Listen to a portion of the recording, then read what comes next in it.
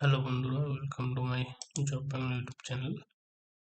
আজকে তোমাদের সামনে একটি বড়সড় বিজ্ঞপ্তি আলোচনা করতে চলেছি। তোমরা স্ক্রিনে দেখতে পাচ্ছ যে বর্তমান পেপারের যে আমাদের বর্তমান পেপার রয়েছে, সেখানে রিডিং এ দেওয়া আছে জুনিয়র কনস্টেবল পদে সেবিকরা নিয়োগ হচ্ছে। অর্থাৎ আমাদের রাজ্যে যত সংখ্যক পুলিশের দরকার, সেই সংখ্যক পুলিশ কর্মচারী আমাদের যে থানাগুলো রয়েছে সেই থানাগুলোতে নেই।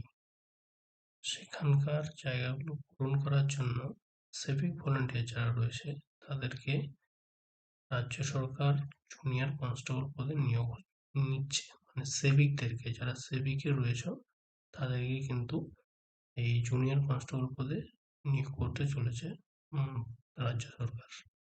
বড়সড় ঘোষণা করেছে।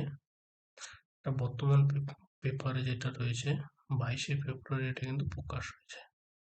তোমরা প্রত্যেকে দেখতে পাচ্ছ এখানে 22শে ফেব্রুয়ারি কিন্তু এটা প্রকাশিত হয়েছে এবং এটা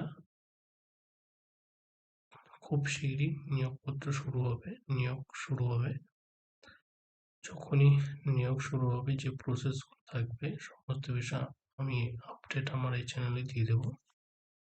দেখো, এখানকে তোমাদের দিয়েছে পুলিশের নিচুতলার কর্মী সংকট, মানে কনস্টেবল পদে মেটাতে ভোটের আগেই রাজ্যের পদক্ষেপ, মানে রাজ্য সরকার এই পদক্ষেপটা নিচ্ছে। যারা সেবিকে রয়েছে তাদেরকে কিন্তু জুনিয়র কনস্টেবল পদে নিয়োগ হচ্ছে। তবে ডাইরেক্ট যে জুনিয়র কনস্টেবল পদে নিয়োগ হবে সেটা নয়, তার আগে কিছু নিয়ম নীতি অবশ্যই থাকবে। সে বিষয়ে সমস্ত বিষয় আমি পরের আর একটা ভিডিওতে আলোচনা করব।